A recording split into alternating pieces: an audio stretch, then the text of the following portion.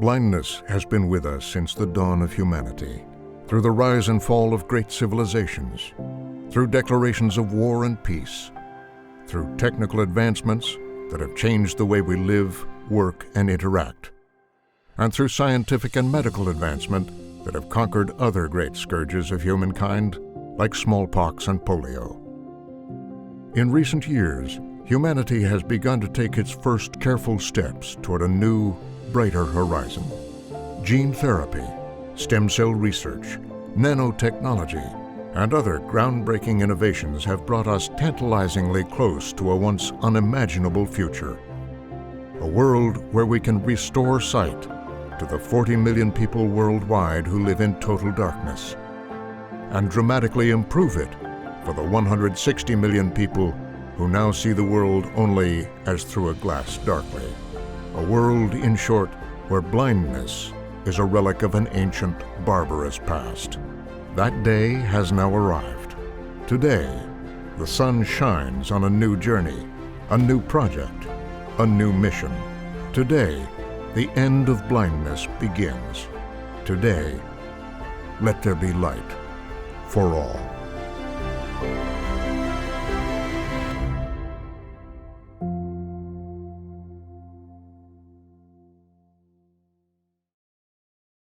Good evening. Welcome to the inaugural presentation of the Sanford and Susan Greenberg and Blindness Prizes. I'm Sue Greenberg.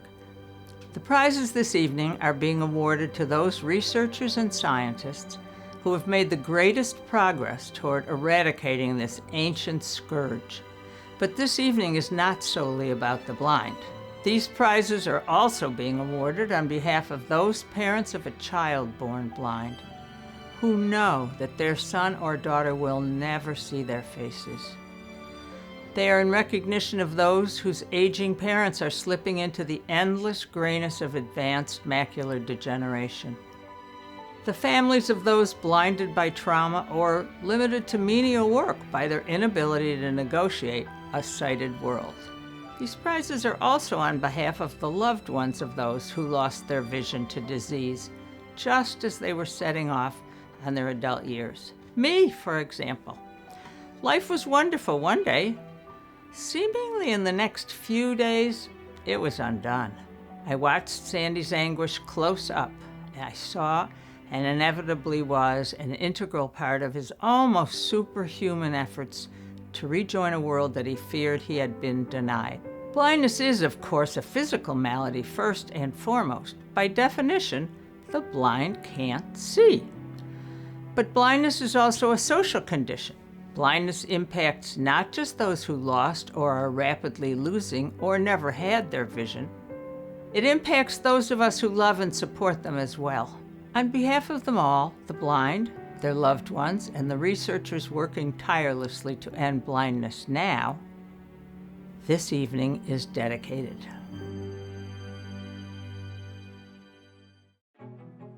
Sanford Greenberg was a junior at Columbia University when he began to lose his sight to misdiagnosed glaucoma. Sandy had been a shooting star growing up in Buffalo, New York, a brilliant student, a terrific athlete, prom king, who won a full scholarship to Columbia. In college, Sandy had dared to dream that this junk dealer's son could become governor of New York, even president. But when a Detroit surgeon destroyed Sandy's last traces of light, ironically, to save his eyes, Sandy became yet another blind statistic, one of the 40 million sightless around the world. Sandy sank into a deep despair. Then his college roommate, Arthur, visited with a promise. If Sandy would return to Columbia, he would walk him to class, arrange readers, and stand behind him along the way. Arthur was true to his word until one day in Midtown Manhattan, when he told Sandy he would have to find his own way back to Columbia, 60 blocks to the north. Thus began a harrowing, stumbling, increasingly desperate journey by foot and subway that finally deposited Sandy back on campus, only to find that Arthur had been following close behind him all the way. The world knows Arthur today by a shorter first name, Art Garfunkel. But by either name, his contribution was enormous. That perilous return to campus marked the end of Sandy's dependence. From there, he soared. Sandy graduated on time with his class and as its president. He earned master's and doctorate degrees from Harvard, an MBA at Columbia, was a Marshall Scholar at Oxford, and a White House Fellow under President Lyndon Johnson. From there, Sandy moved on to become an inventor and entrepreneur, and a dedicated public servant. He served as chairman of the Rural Healthcare Corporation, created by Congress to bring telemedicine to rural America, and was named a member of the National Science Board by President Bill Clinton. More recently, he was inducted into the American Academy of Arts and Sciences. In all, it has been more than enough accomplishment for any life, but one unfinished piece of business remains. In 1961, still in his Detroit hospital bed with eyes newly bandaged, Sandy had promised to do everything he could to end blindness. So he set out in earnest to fulfill that sacred vow. On October 18, 2012, Sandy and his wife Sue announced the creation of the Sanford and Susan Greenberg End Blindness 2020 prizes, to be awarded 8 years later to those scientists and researchers who had made the greatest progress toward achieving Sandy's impossible dream. We are gathered here this evening to make that dream a reality, to rid the world of blindness, and to let the sun shine in for all God's children.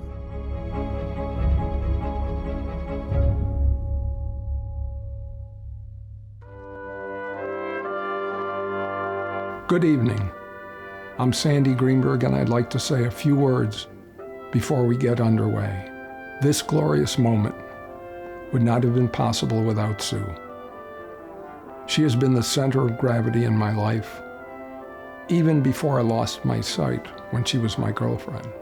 Without her, would I have been able to muster the determination to pull myself up, put on my socks and shoes, and return to life? I vote no. With her love, her compassion, her patience, and her strength. She has kept me in life, providing not only great spiritual solace, but also inspiration. Like so many others who have had a normal life stripped away or never granted, the blind need a village. Sue has been mine. But blindness is also its own unique world. Hearing, taste, touch, smell. They all play a key role in the human experience. But if you'll forgive me a prejudiced point of view, sight is the true miracle of creation. Just think of it. Light falls upon these things we call eyes. It's bent this way and that, shuttled to the retina at the back of the eye, and exits from there via the optic nerve to deep within the brain itself, where all this concentrated stimulation becomes the images by which we understand the physical world.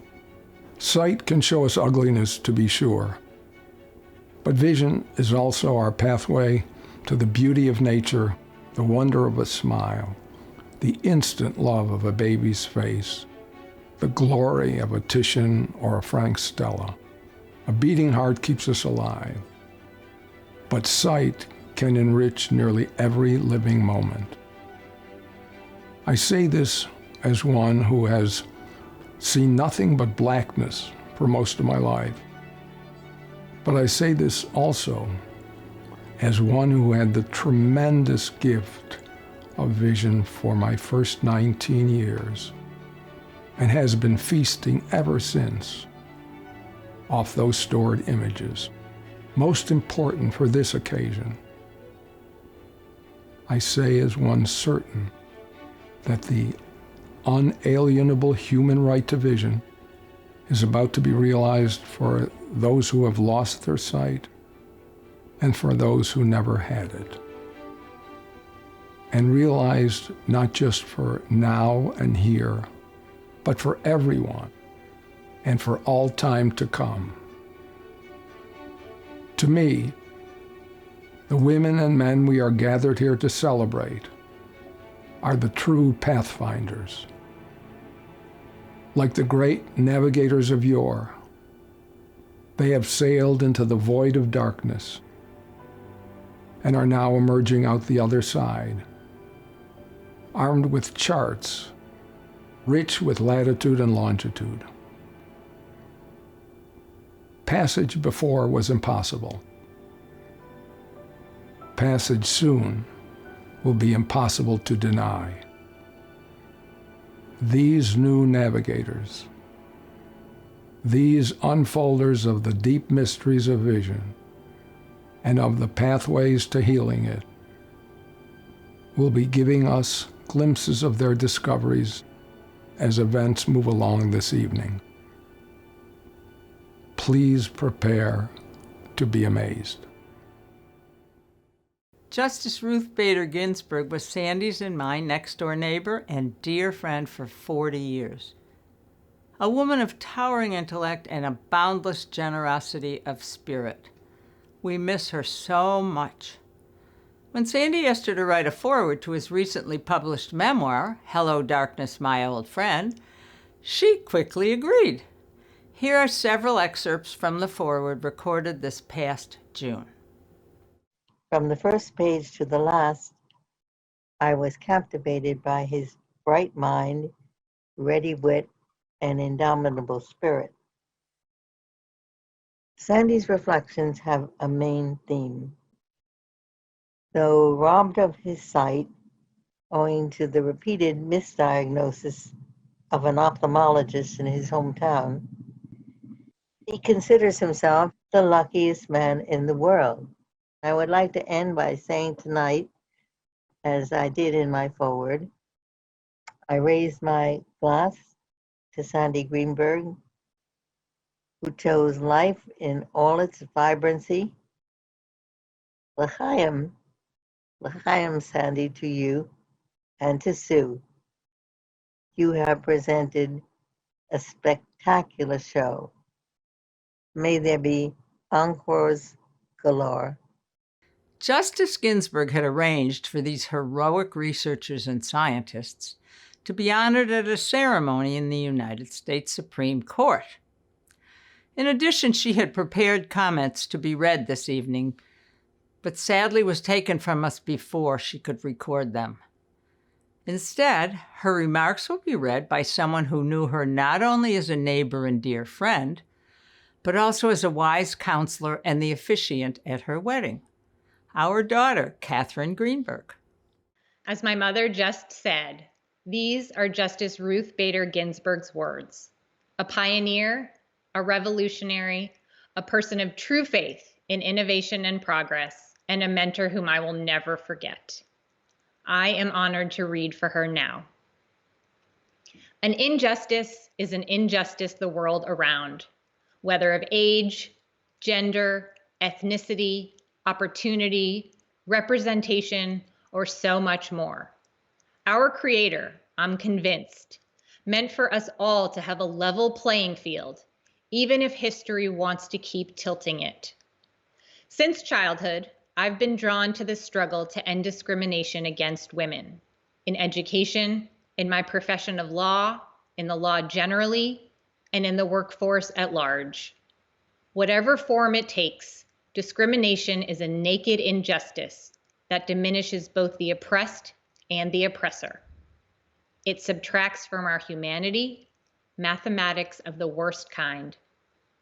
My dear friend of more than 40 years, Sandy Greenberg, has borne his injustice more quietly, as the blind often are required to do, and as his self-effacing nature demands.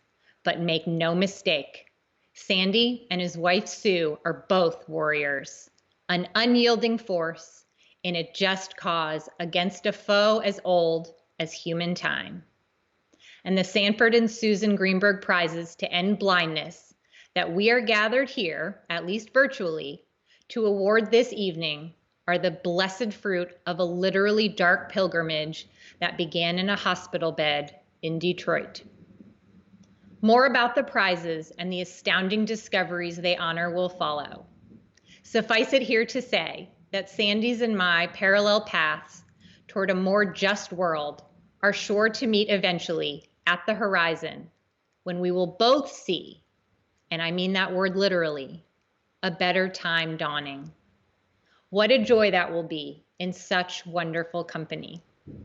Congratulations, Sandy and Sue, for daring to embark on this bold journey. Here's to justice, wherever, whenever, and however it shines. Please welcome author and poet Margaret Atwood. I am so pleased to be assisting at the presentation of the Greenberg Prize to End Blindness. You all know Sandy Greenberg's amazing story, so inspiring for so many.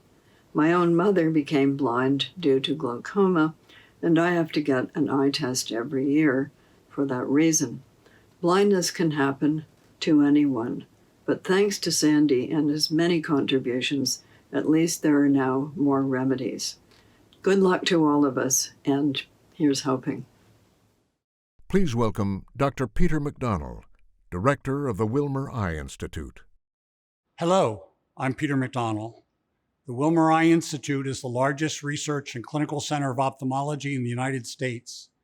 And for nearly a decade now, we have had one of the most extraordinary board chairs that I have ever encountered, Sanford Greenberg.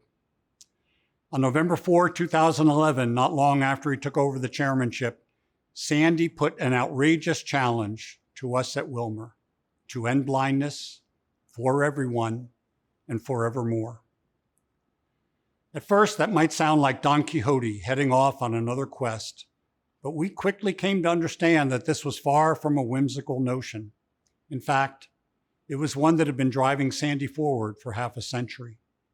As you've already heard, Sandy lost his eyesight at age 19 while a junior at Columbia University. The blow was crushing to him, but rather than succumb to his misfortune, Sandy made a vow to God that no one in the future should have to go through what he was facing. Today, 6 decades later, we are celebrating the remarkable fruit of that rash, youthful promise by presenting the Sanford and Susan Greenberg End Blindness Prizes, an aggregate of $3 million in awards to 13 brilliant researchers who are knocking on the very door of fulfilling Sandy's promise. You will meet them shortly. First, though, I want to pay tribute to the 2 organizations that have helped guide the End Blindness campaign and determine its awardees. Jeremy Nathans will introduce the Scientific Advisory Board, which he guided so expertly. And now, I am pleased to highlight the members of the National Governing Council of the prizes. I can say without fear of contradiction that only Sanford D. Greenberg could have brought such a diverse and distinguished group together in common purpose. Aside from Sue and Sandy, the Board of Governors consists of the following individuals. The names will be familiar to many of you. Dr. William Brody, Dr. Morton Goldberg, Senator Bob Dole, Senator Elizabeth Dole, Art Garfunkel, John McCarter, Attorney General Michael Mukasey, Jerry Speyer, and in memoriam, David Rockefeller. On behalf of my colleagues and myself, I am proud to welcome you to these awards and to mention one other member of the Governing Council, former Mayor of New York, Mike Bloomberg. I'm a big believer that we can solve some of these problems, these scourges like blindness, and lots of communicable and non-communicable diseases, and all it takes is focus. One of the differences I've always thought between business and science, in science, when you go down a path that turns out to be a dead end, you've contributed something because we know not to waste our resources going down that path again. Unfortunately, in government, you can't do that. Government does not permit you to fail, and you can't do things that are controversial or innovative with public monies, and so we don't innovate as much as we should. And I'm a believer that the private sector, while too small to really fund solutions to the big problems of the world, whether education or it's problems in medicine or whatever, what the private sector can do is to do innovative things and show the way and be a role model, and then let the government, with the power of taxation, scale it up for everybody in the city, state, country, world, whatever. And so that's what I've been trying to do, and I'm honored to be able to help cure blindness. Sandy's always been a role model of mine. He has a great attitude, he has aspirations, he has hope, and Sandy, you are a role model for all of us. Please welcome acclaimed artist Frank Stella. Hello, I'm Frank Stella.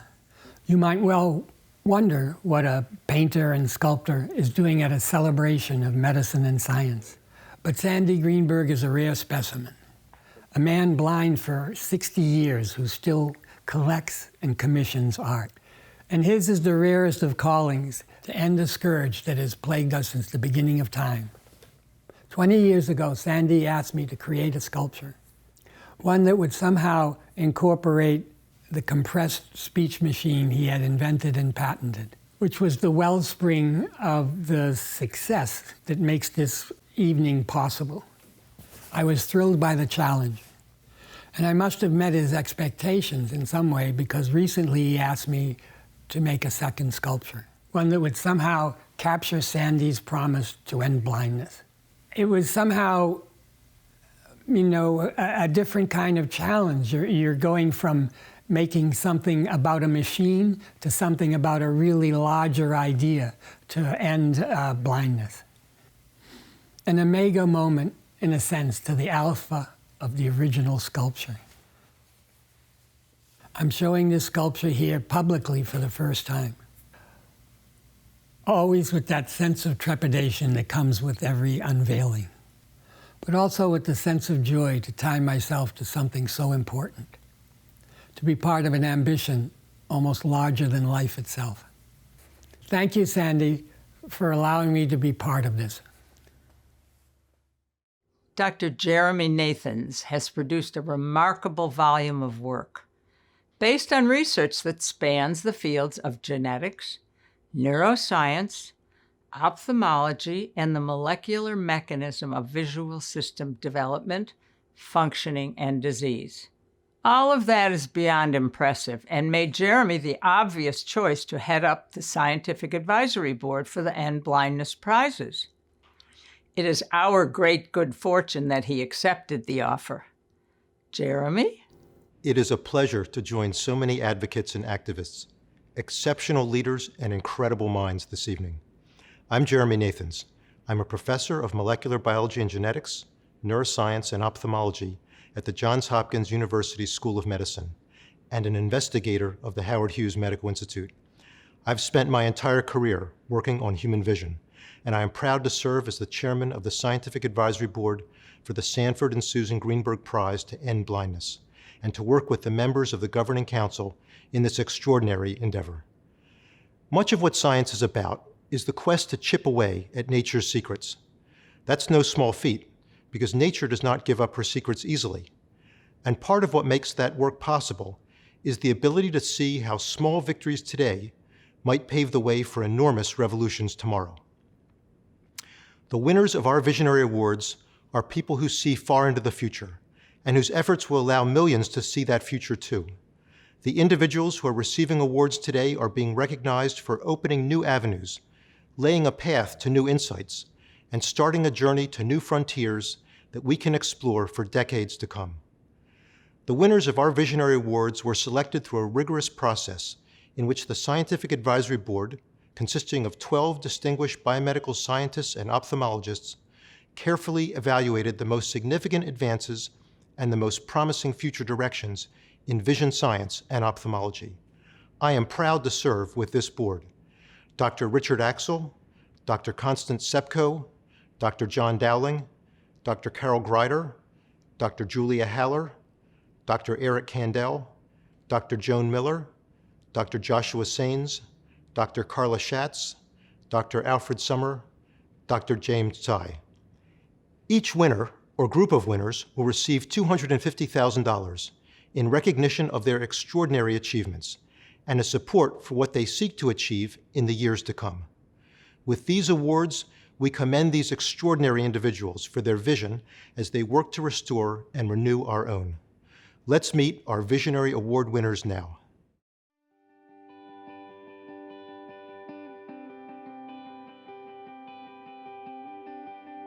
How do we examine eyes safely, accurately, and effectively?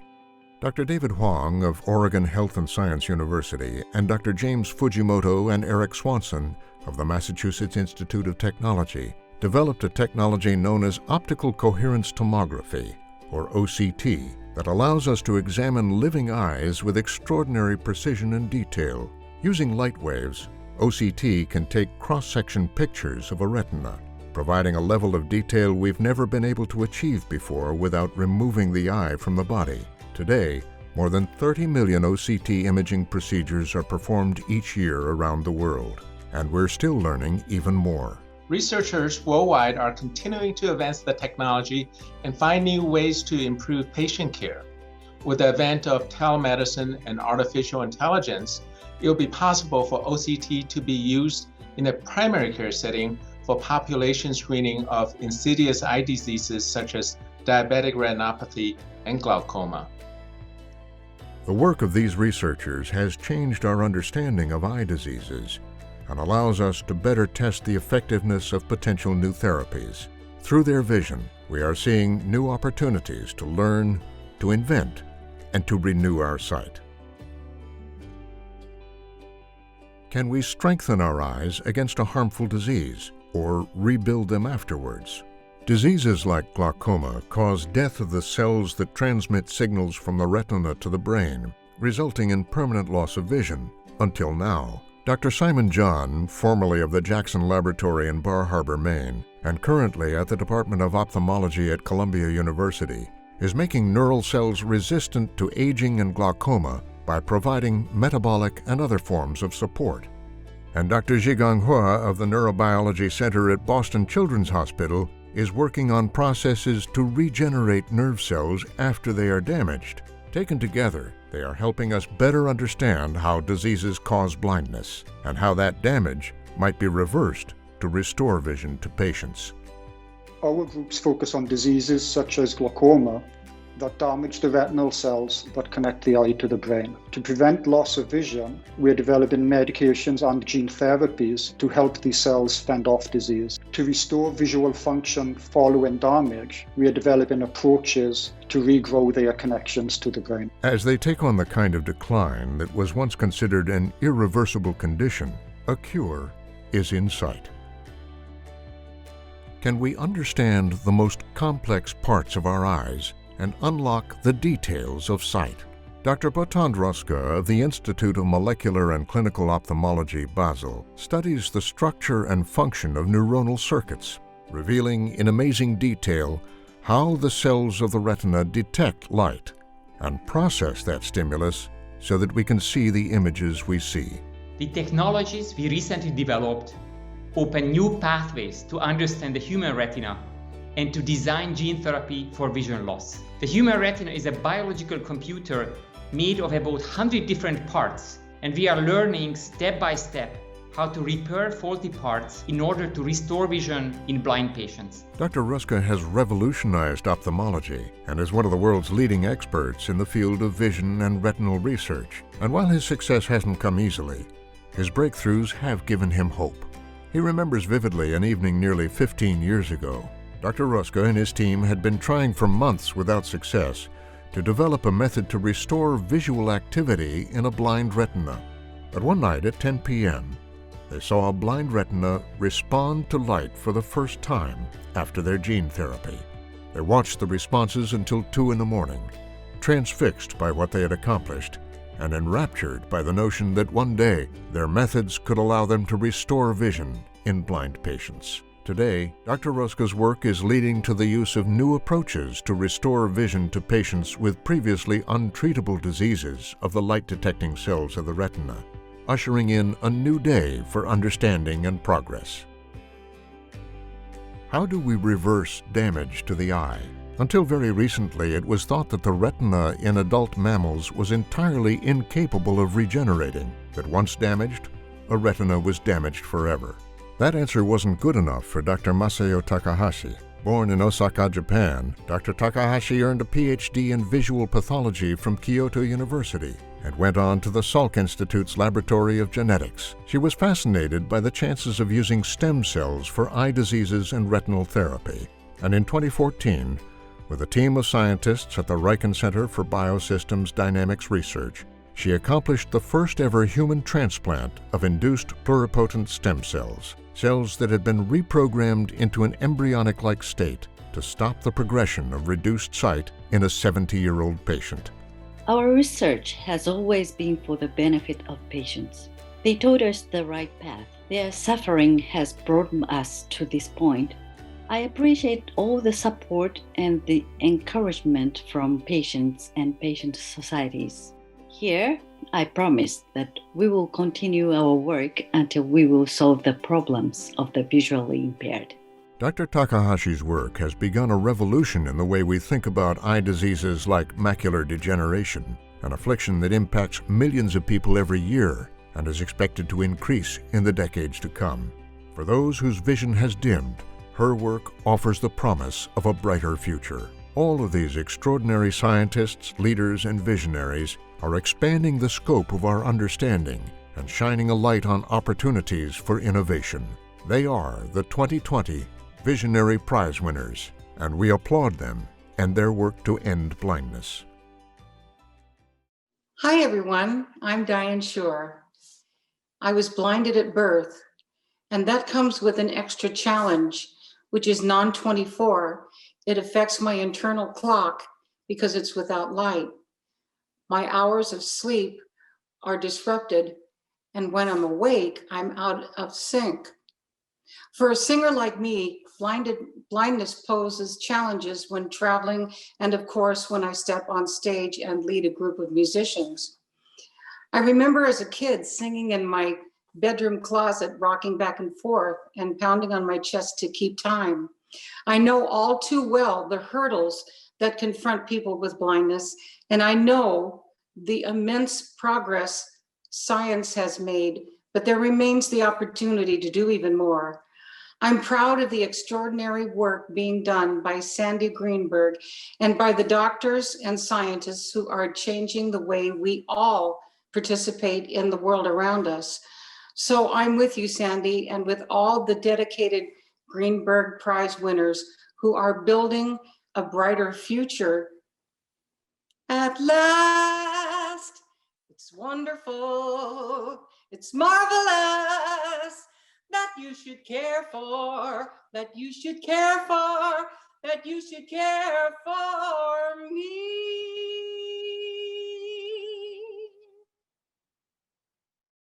One of the most challenging parts of science is something that often goes unexpressed. The reality is that most experiments don't work. Most enterprises fail. But sometimes, just sometimes, an extraordinary effort achieves its goal, and an incredible journey finds its destination.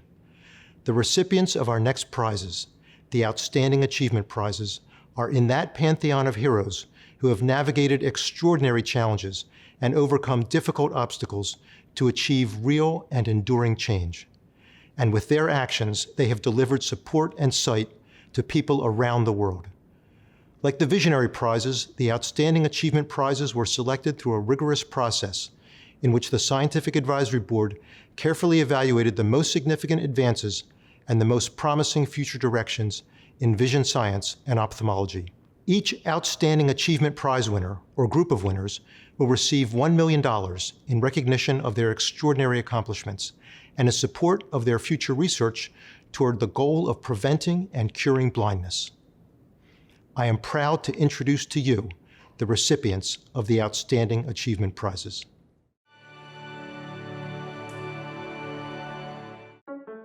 If we can end blindness, how do we ensure our efforts reach the people who need them most? 2 of the 3 major causes of blindness can be prevented, but 90% of all blindness occurs in the developing world, where resources for services are scarce. 1 billion people have a vision impairment that could have been prevented or remains untreated. Aravind Eye Care has taken on this challenge and restored sight to 5 million people around the world. Dr. R.D. Ravindran is the chairman of the Aravind Eye Care System, an organization that has pioneered cost-effective eye care and surgery models to reduce the burden of blindness in the developing world. Right now, Aravind is providing world-class eye care to the poorest people in India, while providing the same care to paying patients. Revenue from one paying patient supports 2 free surgeries, ensuring a sustainable model that requires no donations or government subsidies. By developing efficient systems and optimized workflows, Aravind is able to conduct 1,500 operations per day and provide 200,000 free surgeries per year, including for patients in remote, rural areas who can't afford to travel to the hospital.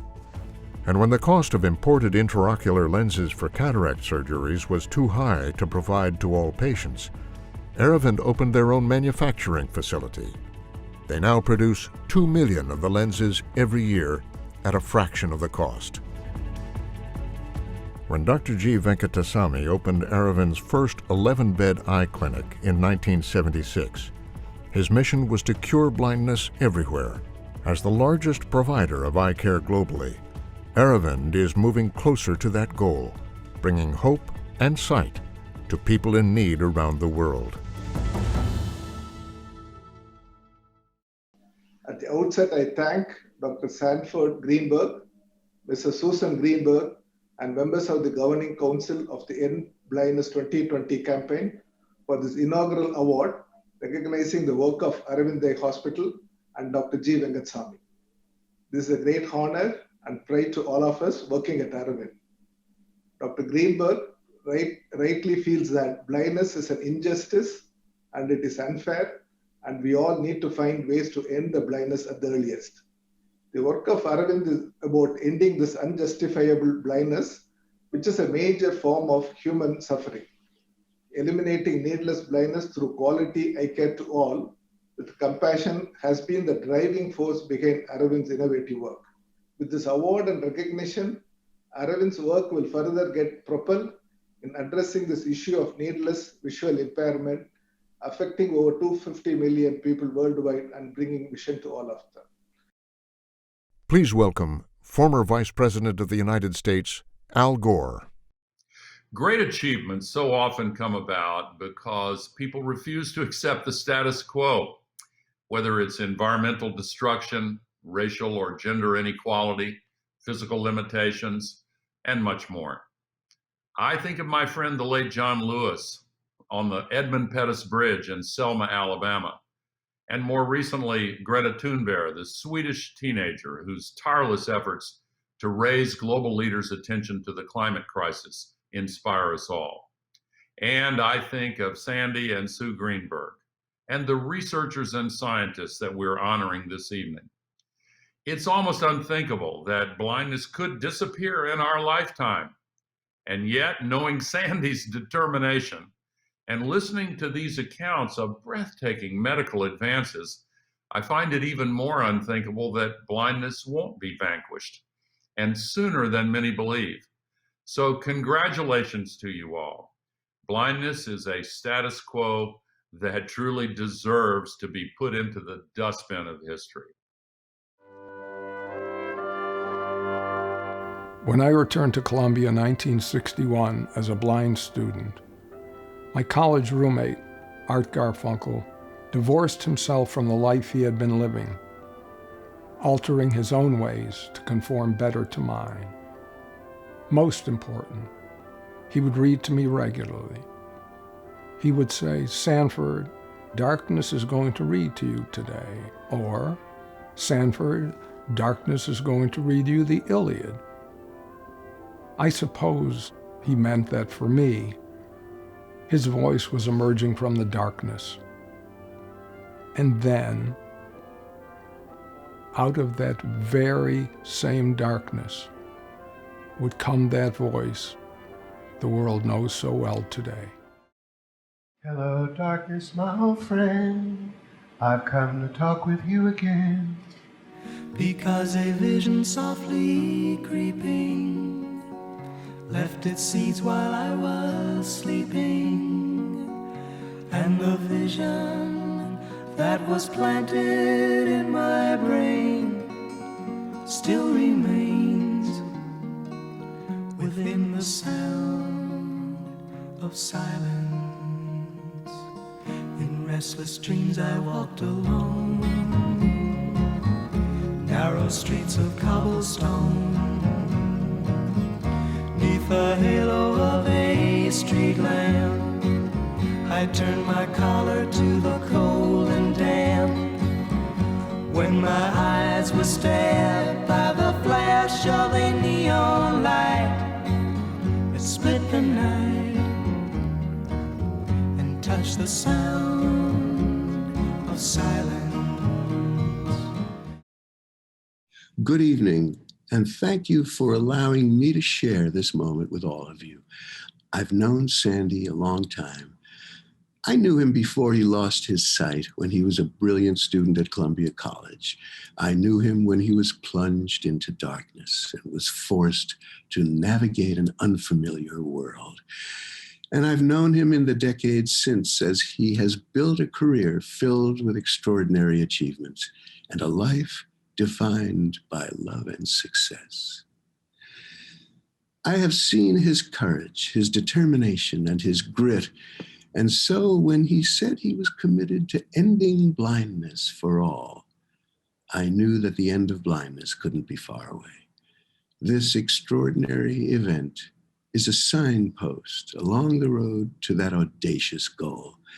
The people who are being honored today are the architects of a new future that has been too long denied, in which every human being can see the world's beauty with color and clarity.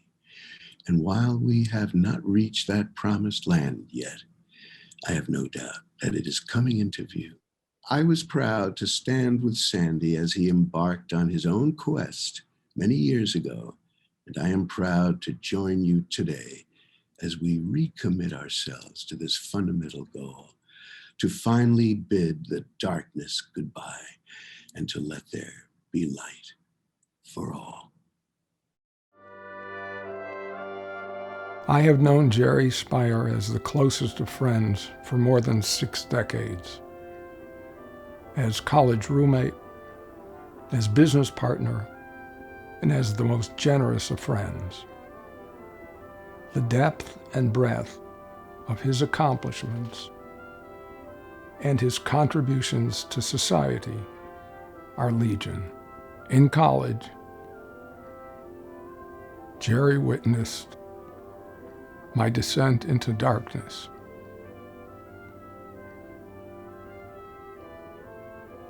And he has been with me and for me ever since. For that, I am profoundly grateful. Good evening. It's an honor to be included in tonight's lineup of luminaries. Actually, honor is not quite the right word. More accurate might be oddity. I'm not a Supreme Court justice or a revered artist. I am most definitely not a great novelist. I was never a mayor or a senator. I had a career in real estate, but that's not why I'm here. No, I'm here thanks to luck.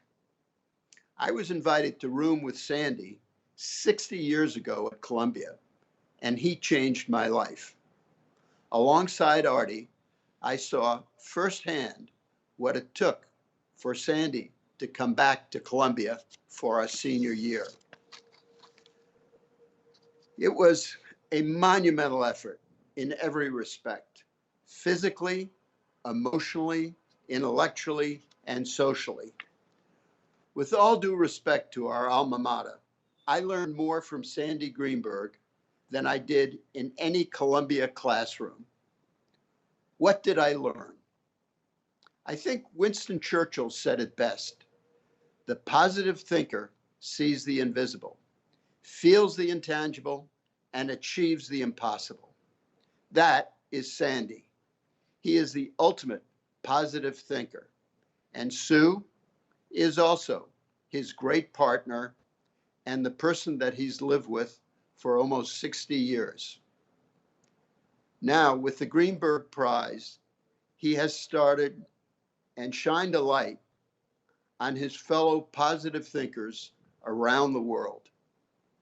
Each of tonight's honorees sees the invisible, feels the intangible, and achieves the impossible in their work. You have my deepest admiration and gratitude. Congratulations to all.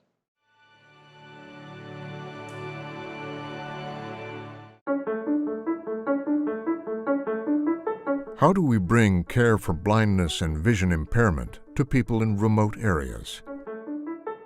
Dr. Gullapalli Rao grew up in a small rural village in India and saw the extraordinary challenges facing people in poor communities who were impacted by blindness. After education and training in Andhra Pradesh, New Delhi, and the United States, he founded the L.V. Prasad Eye Institute to respond to the needs he had seen all too clearly and to provide equitable and sufficient eye care to all sections of society. Dr. Rao's recognition of the burden of the problem, coupled with the education and exposure he gained, helped crystallize the vision for the institution and led to remarkable progress. To date, the L.V. Prasad Eye Institute has served nearly 30 million people, with more than half of patients receiving care free of cost.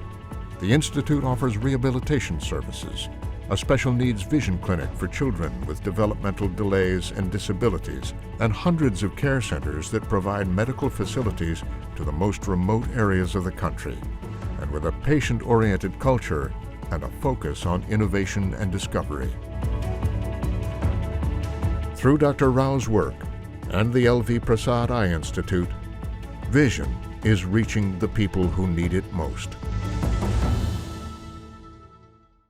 I'm accepting this prize on behalf of over 3,000 strong L.V. Prasad Eye Institute family and numerous supporters from all over the globe.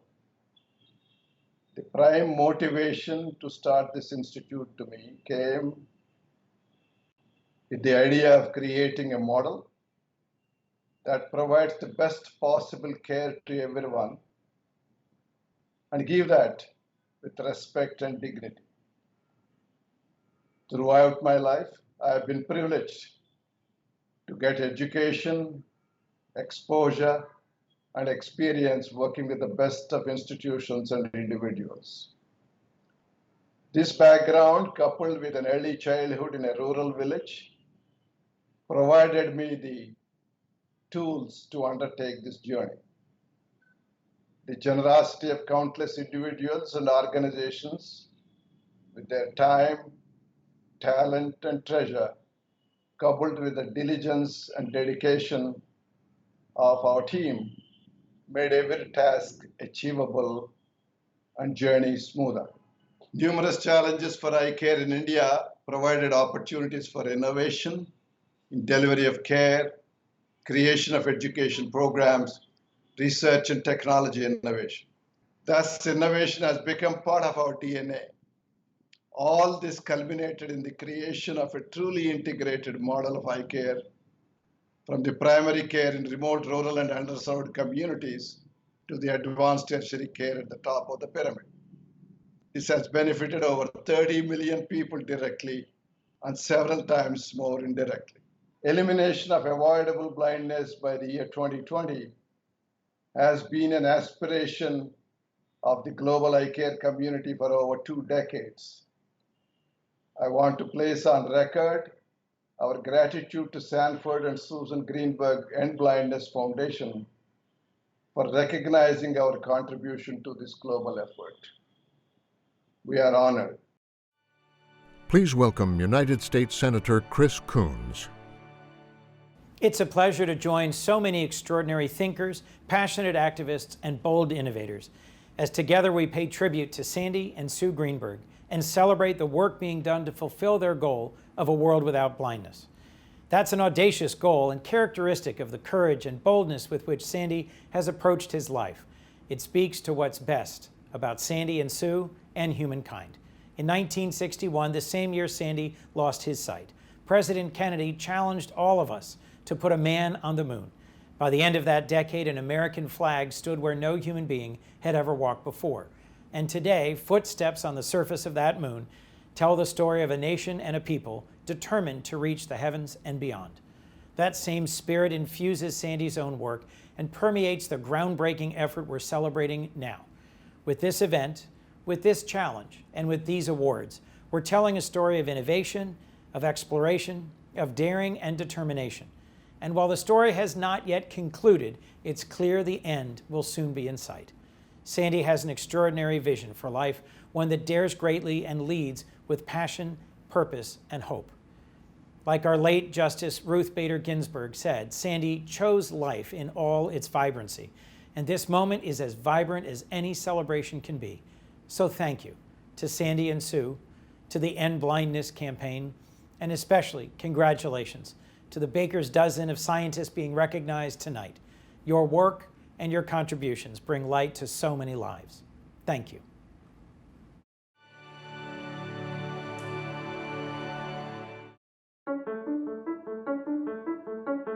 Can we prevent blindness if we can see it coming? Inherited retinal diseases, which are passed down through genetics, can cause severe vision loss or even blindness. They can affect individuals of all ages, can progress at different rates, and can be degenerative, which means that the symptoms of the disease will get worse over time. For people around the world, IRDs can be a looming threat that dims their vision and changes their life. For one team of doctors, they were a challenge worth conquering. Dr. Jean Bennett, Dr. Gustavo Aguirre, and Dr. Albert McGuire of the University of Pennsylvania, and Dr. William Hausworth of the University of Florida and their collaborators demonstrated the successful use of gene therapy to treat a form of hereditary blindness. They began with puppies that had been born blind due to a spontaneous mutation, and they found that by injecting a specially engineered virus into the eyes, they were able to insert a healthy, normal gene to restore the necessary function in the retina that the defective, mutated gene could not provide. Their initial work and subsequent data led to half a dozen clinical trials carried out by multiple teams in continents around the world. Trials with human subjects were successful and spurred the first approved gene therapy product for a genetic disease in the United States and Europe. That treatment is now routinely delivered to children and adults to reverse blindness around the world.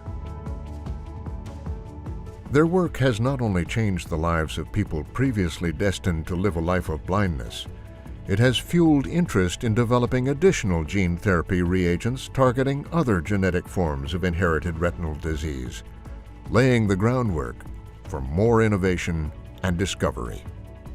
Because of their outstanding efforts, they have made it possible to prevent and reverse hereditary blindness and opened the door to new cures.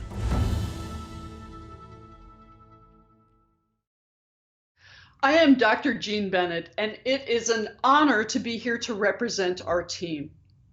Science builds upon the work of other scientists, and this is no exception. I want to take this opportunity to point out that the four of us represent a team of hundreds of talented individuals with complementary expertise. Numerous trainees, technicians, veterinarians, clinical coordinators, surgical assistants, nursing staff, regulatory experts, sponsors, immunologists, molecular biologists, statisticians, neuroimaging experts, data safety monitoring board members. We only accept this award recognizing the critical contributions of these special individuals. It is no coincidence that we are all here on this day, a day Sanford and Sue Greenberg chose many years ago to coincide with the amount of time intervening between JFK's moonshot speech and the landing of men on the moon. This day also happens to be in 2020, the numbers associated with perfect vision. Truly, it has been an absolute privilege to have a role in the work that is honored today. And we are the ones who have been privileged to witness how results have been revealed. To witness a person see their parent's face for the very first time, to recognize things that we take for granted, snow falling, patterns on marble or grains of wood, stars on a summer night, fireflies. To see people be able to live independently, take their first job, go to school and see what the teacher's writing on the front of the room. To take a date to the prom, to read books, play games, to see when their children are sneaking food off of the table. These individuals are the real pioneers in our story, these incredible people who took their risks and spent the countless hours participating in our studies. These people knew that this sort of intervention had never been tested in humans before, that it might not work, and that it could potentially result in harm. Yet they were willing to take the chance, and they did so with gusto and enthusiasm. These are the remarkable selfless heroes of the story. I would like to thank Sue and Sanford Greenberg, who have recognized that the past sets the table for the present. The present takes care to set the table for the future. They have brought the fantasy of conquering blindness to a reality. This is the end of the beginning, and we believe that it paves the way for exciting progress going forward. Oh, beautiful for spacious skies, for amber waves of grain, for purple mountain majesties above the fruited plain. Those lines are from America the Beautiful, but every nation has a similar song, a hymn to natural beauty, whatever native form it might take. And all those stirring anthems, those beautiful hymns, are ultimately odes to the same thing, seeing. Sight. To see is to know the grandeur of nature, the beauty of great art, the inexpressible joy in a baby's smile. Sight connects us to the physical world around us. It's a lifeline to our loved ones, which is why blindness is the cruelest injustice, and also why the awardees we are honoring this evening are doing more than making great contributions to science and medicine.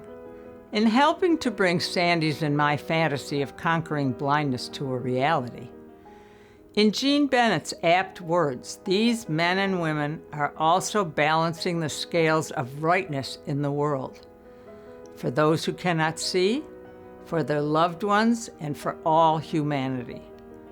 What higher calling could there be? Please welcome Nobel laureate Richard Axel. I am Richard Axel, a neuroscientist and a professor at Columbia University. It is both a pleasure to be a friend of Sandy Greenberg and an honor to serve on the scientific advisory board of this effort to end blindness. We read in Isaiah, "The people who walked in darkness have seen a great light." We have seen a great light, both in the medicine and science we have recognized, and in the person of Sandy Greenberg. We have seen hospitals in India restore sight to millions of people, many of whom are economically disadvantaged. We have seen physics merge with biology and genetics to provide innovative diagnoses and therapies.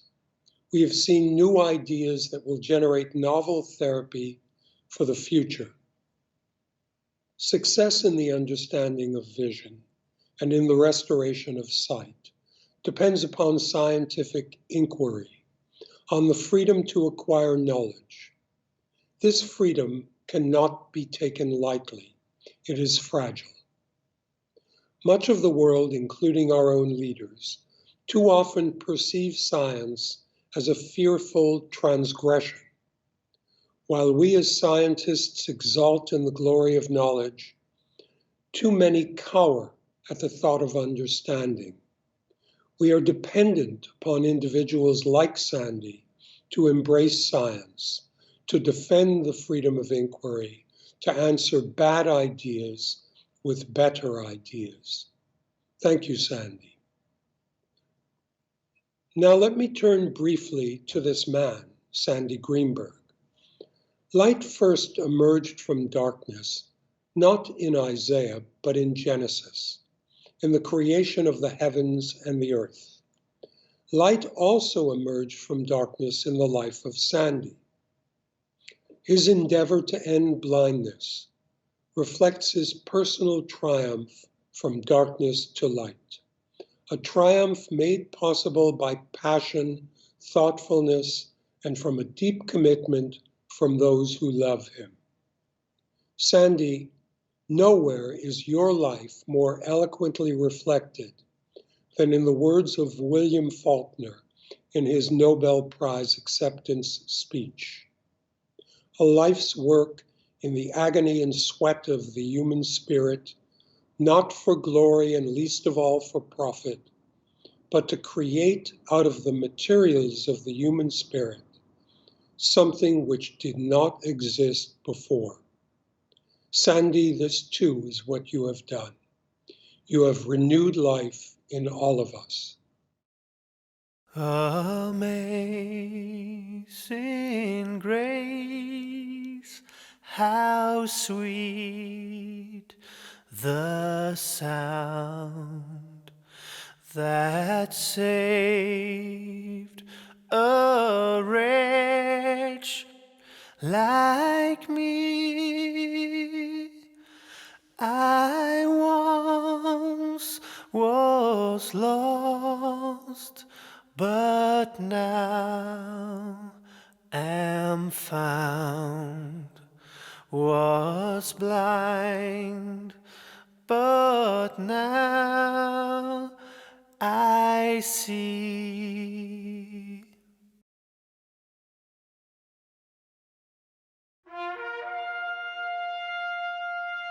I was called upon for opening remarks, and now I find myself summoned for closing ones. I suppose that's appropriate, but how to thank everyone? I sometimes surprise people when I call myself the luckiest man in the world. But the boundless generosity of the many friends who participated in these events this evening are all the evidence I need to offer. Our heartfelt thanks to Margaret Atwood, Richard Axel, Mike Bloomberg, Chris Coons, Art Garfunkel, Mort Goldberg, Al Gore, Peter McDonnell, Jeremy Nathans, Diane Schur, Jerry Speyer, Frank Stella, and our daughter Kathryn, and dear friend Justice Ruth Bader Ginsburg. I would also like to thank our visionary and outstanding achievement winners for pushing back the frontier of blindness to the thin scrim that today separates us from true sight for all.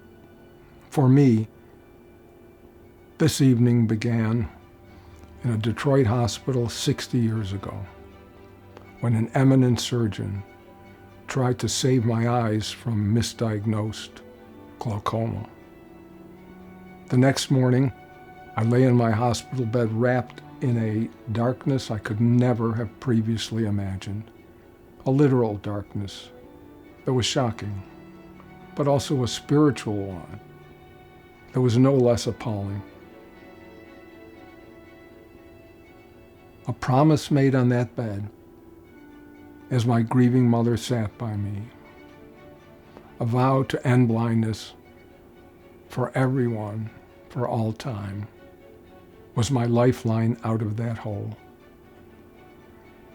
But my promise also posed a dilemma. The life of the blind demands a certain amount of caution. Curbs pop up where you least expect them. Furniture inexplicably shifts a few inches this way or that overnight. But the vow I had made was incautious in the extreme. End blindness, me sightless? How? The answer I finally hit upon has been on full display here this evening. I entrusted my rash vow to incautious people, scientists, doctors, researchers, not cowed in the least by imagining a fully sighted world, and undaunted by the inevitable setbacks of getting there. Great minds determined that all God's children would someday not only feel the sun shining on their faces, but see the beauty of its rising and its setting.